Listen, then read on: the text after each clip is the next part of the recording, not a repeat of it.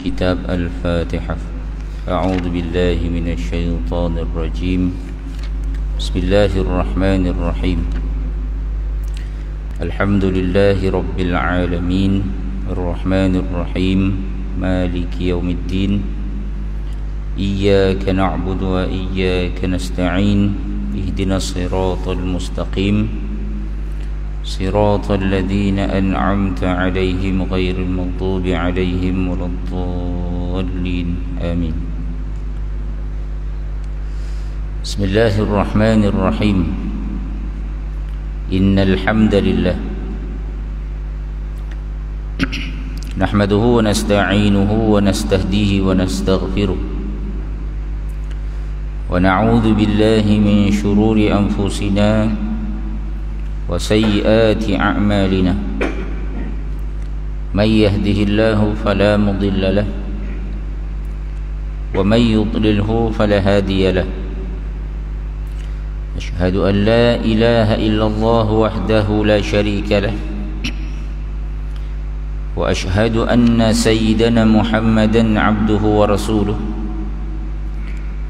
اللهم صل وسلم وبارك على سيدنا محمد وعلى آله وأصحابه أجمعين. اللهم فقهنا في الدين وعلمنا تأويل واهدنا صراطك المستقيم. سبحانك لا علم لنا إلا ما علمتنا إنك أنت العليم الحكيم. ولا حول ولا قوة إلا بالله العلي العظيم. فأما بعد. Yang dimuliakan Al-Fadil Tuan Imam, yang berbahagia Tuan Nazir Masjid, barisan ahli jawatan kuasa, para hadirin hadirat muslimin muslimat yang dikasihi dan dirahmati Allah Subhanahu wa taala.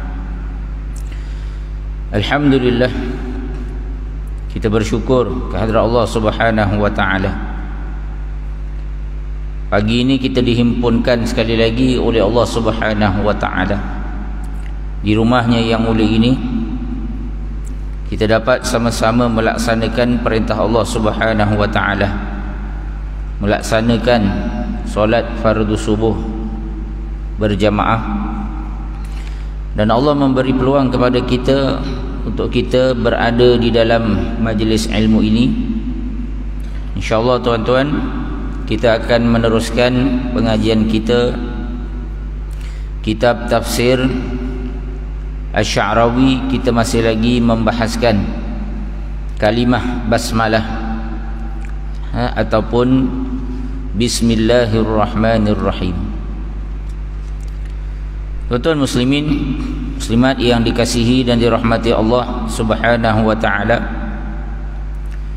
kita telah pun membincangkan sebelum ini tentang kemutlakan qudrah ataupun kekuasaan Allah Subhanahu wa taala.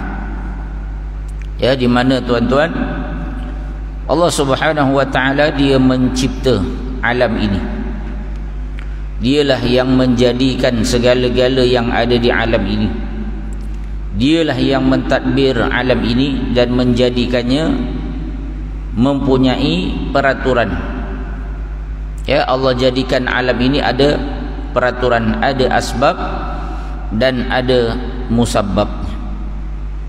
Namun tuan-tuan, Allah Subhanahu wa taala yang menjadikan alam ini dengan peraturannya, dengan asbab dan musababnya.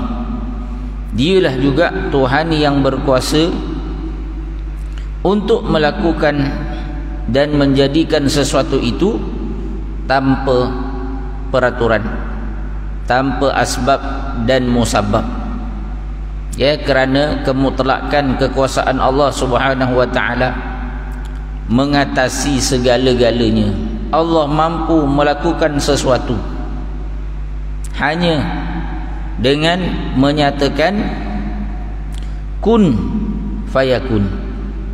Apabila Allah berkehendak kepada sesuatu, maka cukuplah Allah mengatakan kun, jadi, maka jadilah perkara yang dikehendaki oleh Allah Subhanahu wa ta'ala. Ya, kerana apa tuan-tuan? Kerana alam ini diciptakan oleh Allah Subhanahu wa ta'ala dengan kekuasaannya. Ya, maka sebab itulah kita orang-orang mukmin saat ingin melakukan sesuatu perkara, maka kita akan memulakannya dengan menyebut kalimat Bismillahirrahmanirrahim, dengan nama Allah yang Maha Pengasih lagi Maha Penyayang. Kenapa tuan-tuan? Sebab kita tahu yang memiliki, yang mencipta, yang mentadbir alam ini adalah Allah Subhanahu wa ta'ala. Maka saat kita nak buat sesuatu, ya, kita nak buat kerja, kita akan menyebut nama Allah Subhanahu wa ta'ala seolah-olah sebagai suatu tanda kita nak minta izin kepada empunya alam ini. Ya, kita nak minta pertolongan kepada Allah Subhanahu wa ta'ala yang telah menjadikan dan mencipta alam ini. Ya, baik tuan-tuan. Sebab itulah Rasulullah sallallahu alaihi wasallam menyatakan, kullu amrin dhi balin la yabda fihi bi bismillahirrahmanirrahim aqta. Ya, hadis yang diriwayatkan oleh Imam As-Suyuti di dalam kitabnya Al-Jami' As-Saghir, sebagaimana yang diriwayatkan oleh sahabat, ya, iaitu Abi Hurairah radhiyallahu taala anhu. Apa makna dia tuan-tuan? Nabi menyatakan setiap sesuatu, kullu amrin, setiap perkara, setiap urusan, tak kiralah apa benda yang kita nak buat, ya, sama ada perkara duniawi apatah lagi perkara ukhrawi. Kita nak solat, kita nak baca Al-Quran, kita nak wudu, ya, ini benda-benda akhirat, amal ibadah. Ataupun tuan-tuan yang kita nak buat itu adalah urusan-urusan duniawi. Kita nak makan, nak minum, ya, nak pakai pakaian, nak masuk rumah, nak keluar rumah, nak mesyuarat, nak naik kenderaan, ya, nak pergi pasar dan seumpamanya. Kata Nabi, kullu amrin zibalin, setiap benda zibalin yang ada dalam fikiran kita, makna dia benda penting lah. La yabda bi bismillahirrahmanirrahim. Kata Nabi, yang benda tu tidak dimulakan dengan membaca bismillah. Kita main buat je, ya, makan terus makan, pakai baju terus pakai baju, pakai kasut terus pakai kasut, mesyuarat terus mesyuarat. Ya, ada orang tuan-tuan, orang Islam meeting, okey, hari ni kita nak mulakan perbincangan kita. Okey, producer tolong baca minit. Allahu Akbar tuan-tuan. Ya, muqaddimah tak ada, bismillah pun tak ada, Fatihah pun tak ada. Seolah-olah merasakan apa yang dia buat itu tidak ada kaitan dengan Allah, tidak ada kaitan dengan agama, tidak ada kaitan dengan akhirat. Maka sebab itu dalam hadis ini Nabi nak peringatkan, setiap benda, ya, yang ada dalam fikiran manusia, la yabda bi bismillah, orang tu tak baca dengan bismillah, dia tak mulakan dengan bismillah. Lalu kata Nabi, aqta. Apa makna aqta? Kata Nabi, benda itu jadi sia-sia. Ya, walaupun benda dunia tuan-tuan, tapi saat kita sebut nama Allah, dia akan jadi benda akhirat. Makna dia apa? Dia akan dapat pahala. Alangkah ruginya tuan-tuan, benda yang kita boleh dapat pahala, boleh jadi rezeki kita nanti di akhirat, tapi benda tu tak dapat apa-apa. Ya, cara kita nak ubah daripada benda tu jadi benda dunia, jadi benda akhirat adalah dengan baca bismillah, tapi kita tak buat, maka rugilah tuan-tuan. Benda yang kita buat kat dunia itu jadi semata-mata benda dunia, tak jadi benda akhirat.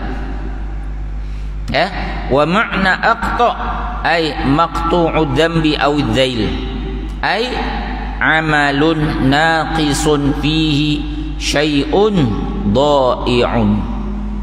Ya, apa makna aqta?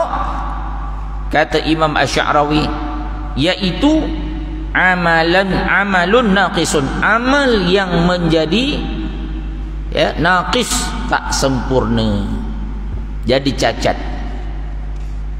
Ya, fihi syai'un dha'i'un, dan pada amalan itu ada sesuatu yang dha'i', yang hilang, yang kita tak dapat. Maknanya jadi sia-sia. Ya, apa yang kita tak dapat? Kita tak dapat redha Allah, kita tak dapat pahala, kita tak dapat jadikan amalan itu yang sepatutnya boleh jadi amalan akhirat, tapi kita tak dapat semua itu tuan-tuan. Dia jadi sia-sia. Ya, jadi rugi tak tuan-tuan? Rugi. Ya, sebab pahala ni satu benda yang kita jangan pandang remeh. Alah, sikit je pun, takat tak baca bismillah, alah pahala je pun. Kan? Ada orang dia tak nampak nilai pahala. Ya tuan-tuan, kita tak nampak nilai pahala. Sebab apa? Sebab Allah Subhanahu wa ta'ala sedang menghidupkan kita di suatu alam yang namanya alam dunia. Ya, kita sedang berada di alam dunia, yang mana kat dunia ni tuan-tuan, Allah jadikan hidupnya yang kita perlukan adalah bukan pahala. Nak hidup kat dunia ni kita perlukan duit. Nak hidup kat dunia ni tuan-tuan, kita perlukan harta.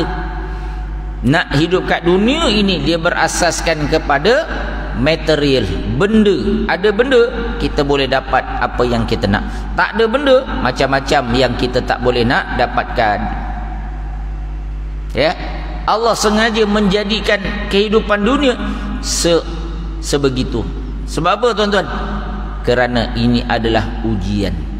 Dan Allah tidak menunjukkan kepada kita pentingnya pahala saat kita hidup di atas dunia ni.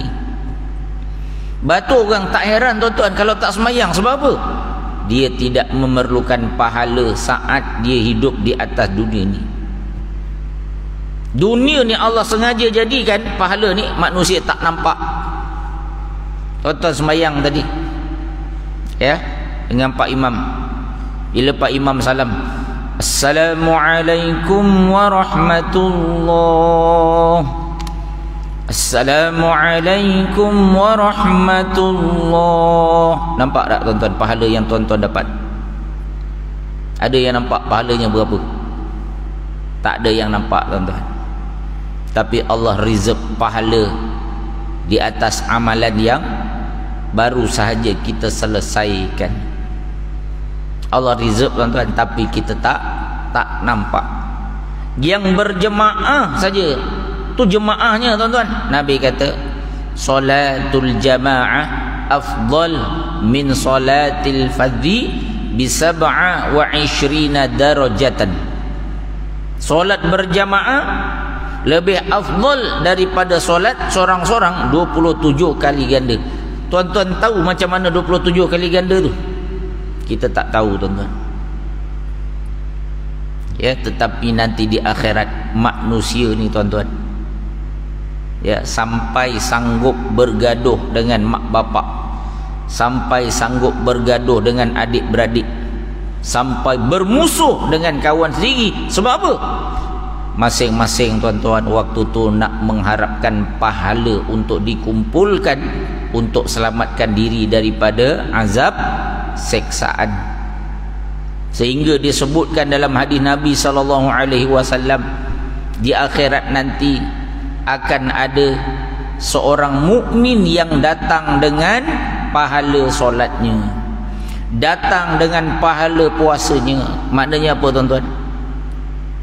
Ya, solat yang dia buat tu pahalanya dapat. Puasa yang dia buat pahalanya dapat. Segala amal yang dia buat pahalanya dapat. Dia datang penuh dengan pahala. Ya, tetapi kata Nabi SAW, lalu apabila dihitung amalannya, akan ada orang yang akan datang, ya, orang yang pernah dia zalimi, orang yang pernah dia lakukan kejahatan, lalu Allah soal siasat satu persatu. Datang orang yang pertama, ya, dulu dia duk kutuk, dia duk cela, dia duk umpat, dia duk fitnah, dia buat macam-macam, tuan-tuan. Lalu Allah tanya kepada orang yang dia aniayanya, apa yang kamu inginkan daripadanya? Dia kata, ya Allah, aku nak pahala. Nampak tak, tuan-tuan? Kawan sendiri, adik-beradik sendiri, hatta disebutkan antara seorang ayah dan seorang anak pun sama, tuan-tuan. Ayah waktu tu kalau ada benda yang dulu anak dia buat tak betul, ayah tu, ya, boleh dapat pahala. Dia tuntut dari depan Allah, dia nak pahala daripada anak, tuan-tuan. Waktu tu tak kira dah kau bapak ke, kau anak ke, kau mak ke, kau suami ke, kau isteri ke, masing-masing, tuan-tuan, fikir diri sendiri. Nak ceritanya apa, tuan-tuan? Waktu tu manusia akan melihat pahala itu sesuatu yang sangat penting. Masa kat dunia, alah, baca bismillah je pun, nampak tak? Ya, tapi Nabi sebut awal-awal, tuan-tuan, fahuwa aqta. Buat satu benda tak baca bismillah, pahala tak dapat. Tapi di akhirat, tuan-tuan, baru dia tahu betapa besarnya nilai pahala baca bismillah. Baca bismillah je pun, tuan-tuan, bukan susah mana, bukan ada modal pun. Kita baca bismillah, ada modal tak, tuan-tuan? Ya, nak kena minum kopi dulu ke, ya, nak kena beli order roti canai dulu ke, kan? Nak baca bismillah ni perlu tak, tuan-tuan? Tak payah. Ya, Allah dah bagi, dah kurniakan pada kita ni anggota tubuh badan, kita boleh guna, tuan-tuan, untuk sebut nama Allah Subhanahu wa taala. Maka jangan kita sia-siakan. Tuan-tuan duduk dekat masjid ni, niat iktikaf, nawaitul i'tikafa fi hadzal masjidi sunnatan lillahi ta'ala. Sahaja aku beriktikaf dekat masjid ni, baca dulu bismillah. Semua ni, tuan-tuan, tak perlu nak modal, benda mudah saja. Malangnya kita ni, ya, mudah lupa, ya, selalu kelalen, kata orang Jawa, lupa, tak ingat. Sebab itulah, tuan-tuan, kita ni kena duduk dalam majlis ilmu, majlis tazkirah. Sebab Allah mengatakan, wa dzakir fa inna dzikra tanfa'ul mu'minin. Ya, Allah kata bagi tazkirah, bagi peringatan, bagi nasihat, kerana sesungguhnya tazkirah, peringatan, nasihat itu tanfa'ul mu'minin, sangat bermanfaat bagi siapa? Orang-orang yang nak beriman kepada Allah Subhanahu wa taala. Tuan-tuan yang duduk ni, ya, duduk dalam majlis ilmu ni, tuan-tuan, saya yakin tuan-tuan adalah orang yang nak beriman kepada Allah. Sebab apa? Sebab Allah bagi tahu orang yang suka kepada majlis ilmu, suka duduk dengan tazkirah, dia nak manfaatkan tazkirah, peringatan itu, supaya apa? Dia dapat menjaga keimanan dia kepada Allah Subhanahu wa ta'ala. Baik.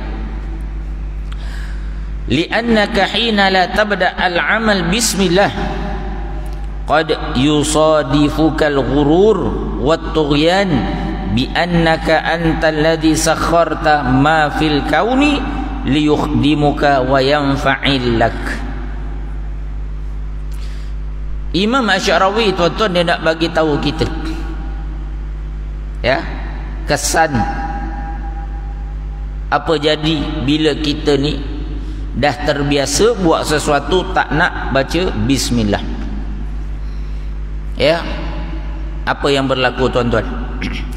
Kata Imam Asy'arawi, kerana engkau saat tidak memulakan sesuatu amalan ataupun pekerjaan dengan membaca bismillah, tak sebut nama Allah.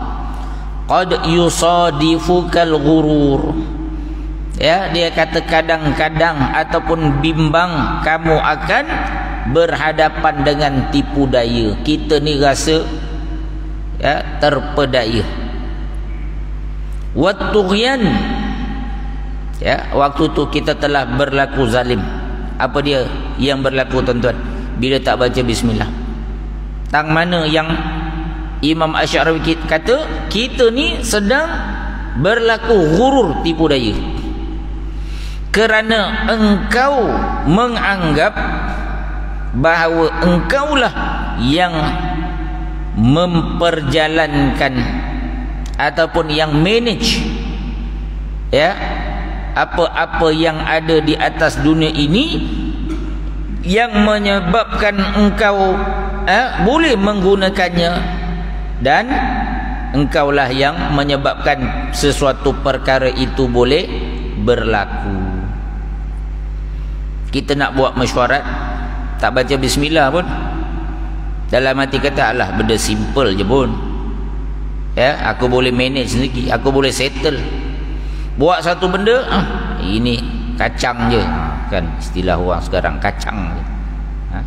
Senang je, simple je. Tak payah baca bismillah, tak payah buat apa pun, settle lah. Seolah-olah kita merasakan bahawa sesuatu amal, sesuatu pekerjaan, sesuatu perbuatan yang kita lakukan, kitalah yang menyebabkan benda tu boleh selesai.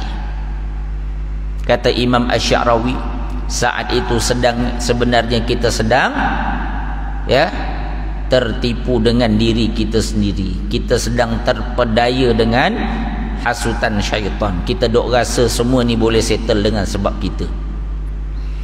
Ya, akulah, sebab usaha akulah benda ni boleh selesai, sebab akulah benda ni boleh settle. Kita dok rasa macam tu tuan-tuan. Ya, sebenarnya kita sedang tertipu. Sedangkan yang settlekan adalah Allah. Allah bagi izin tuan-tuan. Walaupun seseorang hamba tidak menyebut nama Allah. Sebab apa? Kita dah bincang sebelum ni kan, Allah menjadikan sesuatu, menjadikan alam ini berlaku dengan peraturan. Kalau kita usaha, kita buat asbab yang menyebabkan benda tu boleh berlaku, boleh selesai, dia selesai tuan-tuan. Melainkan kalau Allah tak nak izin. Tapi kebiasaannya Allah lepaskan macam tu saja. Bahkan ia menjadi suatu ujian kepada manusia yang tak beriman. Tak beriman pada Allah pun boleh buat. Tak baca bismillah pun boleh settle. Tu lagi orang tak nak baca bismillah. Aku tak baca bismillah, selesai je, tak ada masalah pun. Nampak tak? Sedangkan Allah memang lepaskan, memang selesaikan. Tetapi tuan-tuan, kita lupa satu benda. Ada banyak benda yang kita tak dapat. Kita tak dapat redha Allah, kita tak dapat pahala di sisi Allah, kita tak dapat keberkatan ataupun barakah daripada apa yang kita lakukan. Sedangkan ini benda yang sangat penting tuan-tuan, barakah. Ya, barakah ni apa makna dia tuan-tuan? Kata ulama, ya, barakah itu adalah kebaikan yang melimpah ruah. Kita buat satu benda settle, bagus dah tuan-tuan. Tetapi apa yang kita dapat itu adakah terjamin mendapat kebaikan? Belum tentu. Kita meniaga, jual barang, ya, customer datang, bayar, beli barang kita. Baik, waktu tu tuan-tuan kita tak baca bismillah pun, kita dapat duit hasil daripada jualan produk kita. Baik, saat kita dapat duit ni tuan-tuan, apa yang kita nak?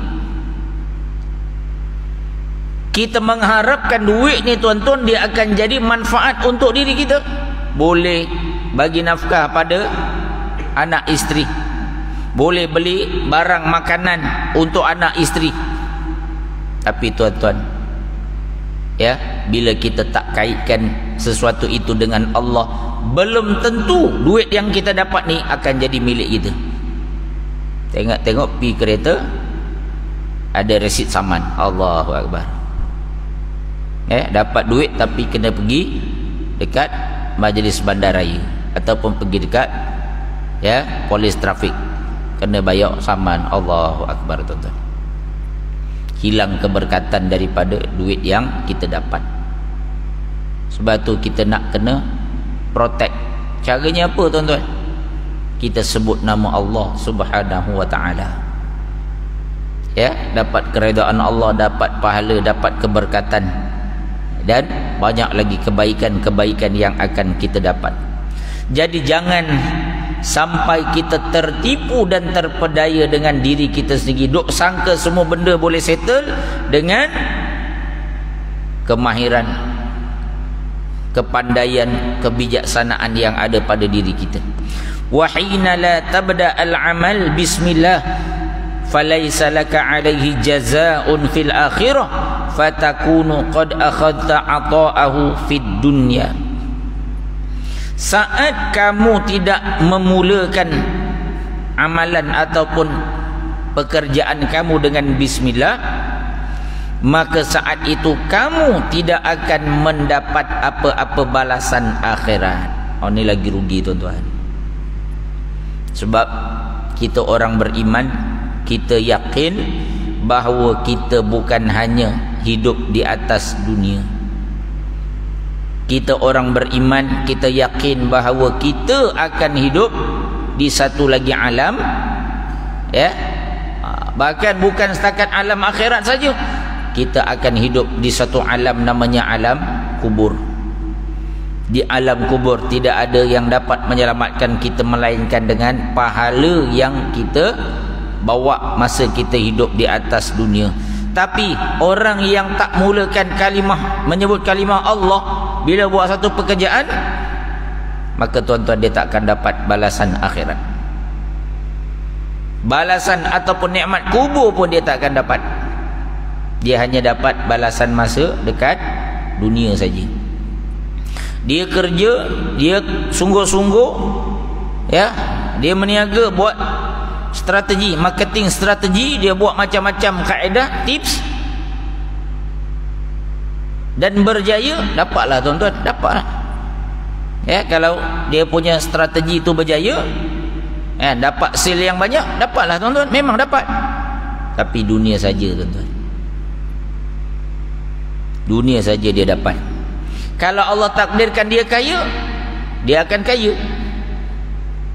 Tetapi tuan-tuan, dunia ni Allah bagi dalam dua keadaan saja.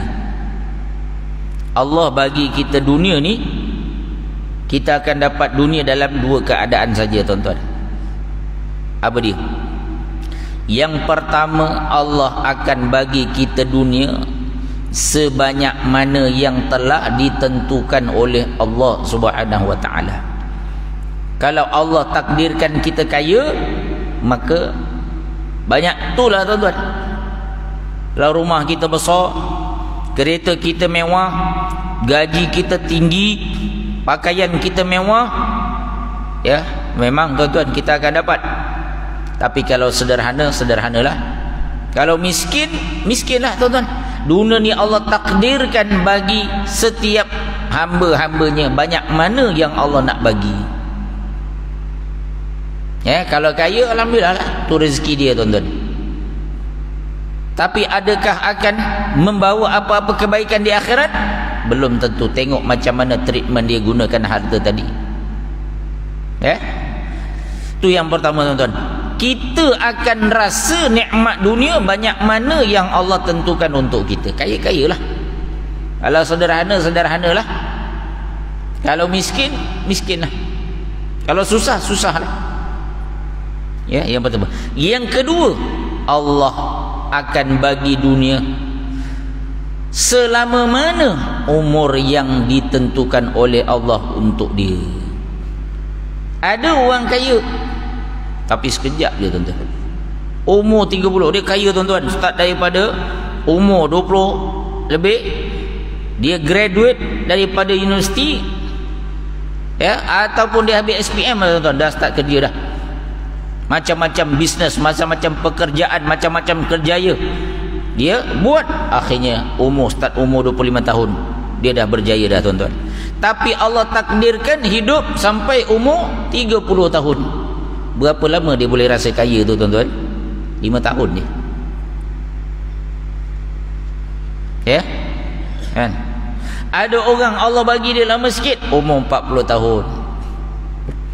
Ada orang Allah bagi lagi lebih sikit, tuan-tuan, umur 50 tahun, tak sampai pencen lagi pun, ya, dapat jusa. Umur 50 tahun dapat jusa A, lepas tu meninggal.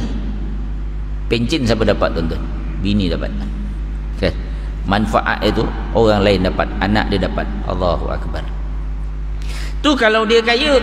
Kalau dia sederhana, sama jugalah, tuan-tuan. Takat mana Allah bagi dunia tu kat kita, selama mana umur kita, banyak tu je lah yang kita dapat rasa, ya, banyak tu je lah, tuan-tuan. Setakat mana umur kita Allah dah tentukan. Kalau dia miskin, banyak tu jugalah, tuan-tuan, yang dia dapat rasa kemiskinan, kepayahan, kesusahan. Sebab itu orang mukmin, tuan-tuan, dia tak jadikan dunia ini sebagai matlamat. Sebab apa? Dunia ni takat tu je boleh rasa, boleh dapat. Tu pun kalau dapat.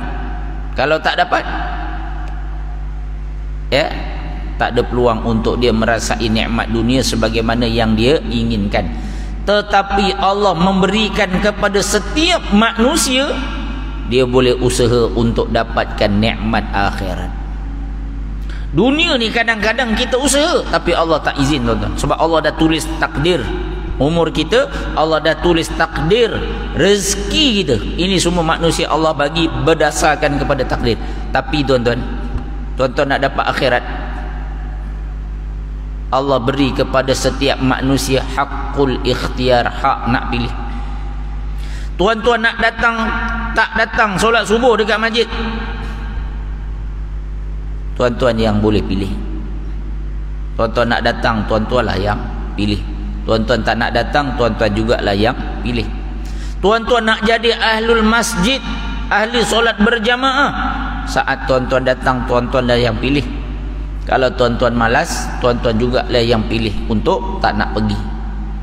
Akhirat Allah bagi kepada manusia seluruhnya, siapa nak boleh dapat, ya. Tapi kena usaha. Dunia ni beza, tuan-tuan.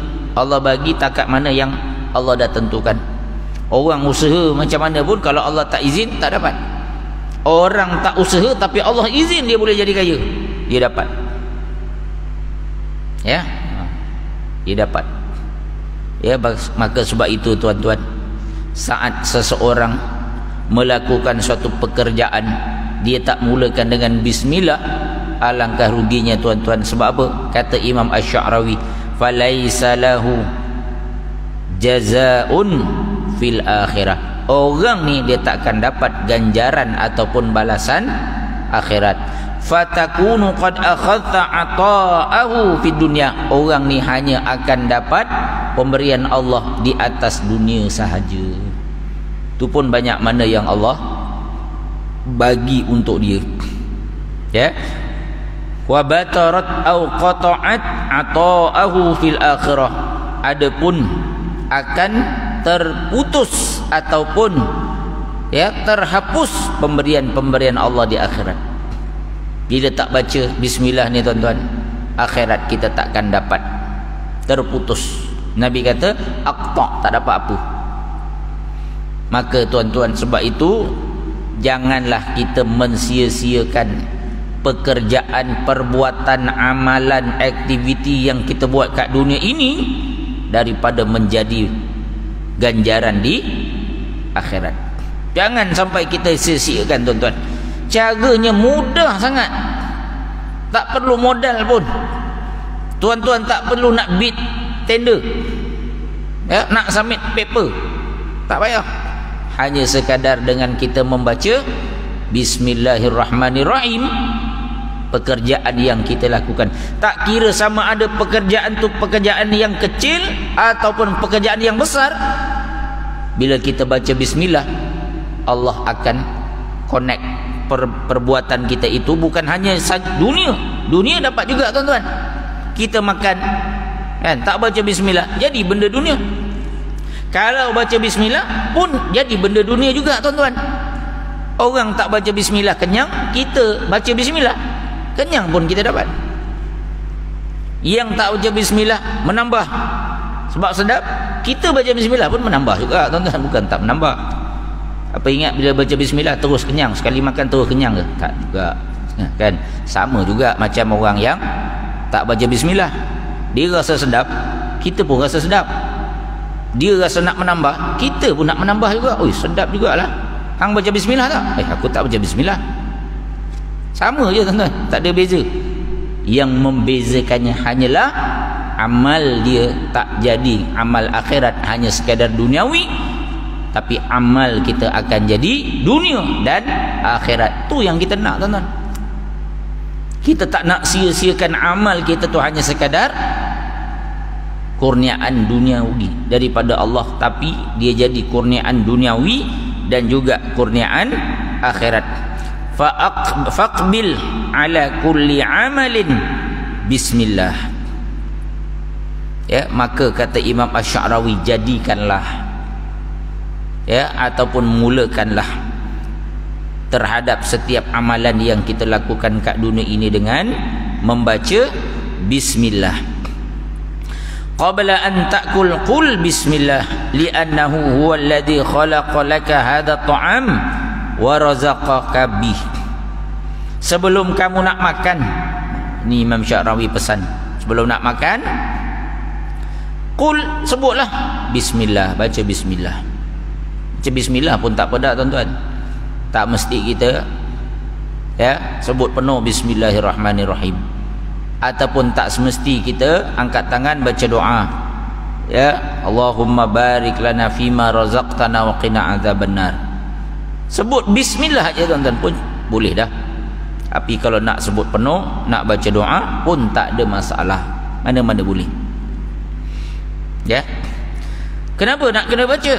Kerana Allah dialah yang telah menciptakan untuk kamu makanan tersebut, dan dialah yang telah merezekikannya untuk kamu. Kita boleh makan tu sebab Allah lah yang tentukan tu rezeki untuk kita. Ya, kadang-kadang kita dapat rezeki ni tuan-tuan, kalau kita fikir macam tak logik. Kita beli buah apple, ya, dia tulis tu California. Oh, kan, apple California. Tuan-tuan pernah pergi ke California tu? Kalau yang pernah belajar kat US, ataupun memang dia ahli bisnes, selalu pergi ke Europe, selalu pergi ke US, pergi ke mana-mana, pergi ke Jepun, tu memang dah biasalah. Dia pergi sana tengok memang, oh ada pokok apple, ada ladang apple. Itu tak heranlah tuan-tuan. Ini orang yang tak pernah mengaji, ya, kerja kampung, jadi nelayan, pergi pasar beli apple California. Siapa yang mendatangkan tuan-tuan? Apple daripada nun jauh, beribu batu daripada kampung dia sampai dekat pasar malam, orang pergi jual. Siapa yang menentukan rezeki untuk dia apple California tu? Allah Subhanahu wa ta'ala. Betul, rezeki ni Allah yang tentukan tuan-tuan. Ya, kita tinggal usaha saja. Maka sebab itu sebelum kita nak makan, kita baca bismillah. Sebab apa? Sebagai tanda kita nak bersyukur. Allah lah yang bagi, Allah lah yang sampaikan apple daripada jauh tu, ya, buah tamar yang daripada jauh tu, buah apple yang dari buah limau, buah segala macam makanan-makanan rezeki untuk kita didatangkan oleh Allah. Maka nak tanda bersyukur ni tuan-tuan, kita sebut bismillah, baca nama Allah Subhanahu wa ta'ala. Indama tadkhulul imtihan qul bismillah fayu'inuka 'alan najah. Apabila kamu nak masuk ke dalam peperiksaan, nak exam, bacalah bismillah, ya, fayu'inuka 'alan najah, kerana Allah lah yang membantu kamu untuk mencapai kejayaan. Bukan sebab kita pandai, bukan sebab kita ni kuat ngapal. Berapa banyak orang pandai tapi tak lulus pun. Berapa banyak orang yang ngapal, tengok-tengok yang dia hafal tak masuk pun. Akhirnya tak apa-apa dia jawab. Kawan ni malam tu dia sembahyang hajat, nak buka buku, baca bismillah, tengok-tengok apa yang dia baca, itulah yang masuk dekat exam besok. Siapa yang bagi hidayah untuk dia baca buku surat tu, topik tu? Allah yang bagi dia hidayah. Maka Allah lah yang membantu dia untuk berjaya di dalam peperiksaan.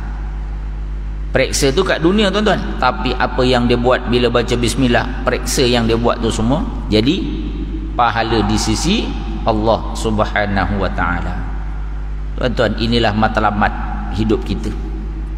Kita nak jadikan hidup dunia kita ini jadi bekalan akhirat. Itu tujuannya sebenarnya tuan-tuan. Bukan hanya sekadar nak hidup kat dunia semata-mata, tapi nak jadikan hidup duniawi ini jadi hidup untuk matlamat akhirat kita. Maka tak ada cara lain melainkan dengan kita taat, dengan kita menghubungkan diri kita kepada Allah Subhanahu wa taala. Wallahu alam. Cukup sekadar ini yang dapat disampaikan. Yang baik itu daripada Allah Subhanahu wa taala. Yang kurang dan lemah itu daripada diri saya sendiri. أقول قولي هذا وأستغفر الله العظيم لي ولكم والسلام عليكم ورحمة الله وبركاته سبحانك اللهم وبحمدك أشهد أن لا إله إلا أنت أستغفرك وأتوب إليك بسم الله الرحمن الرحيم والعصر إن الإنسان لفي خسر إلا الذين آمنوا وعملوا الصالحات وتواصوا بالحق وتواصوا بالصبر صدق الله العظيم.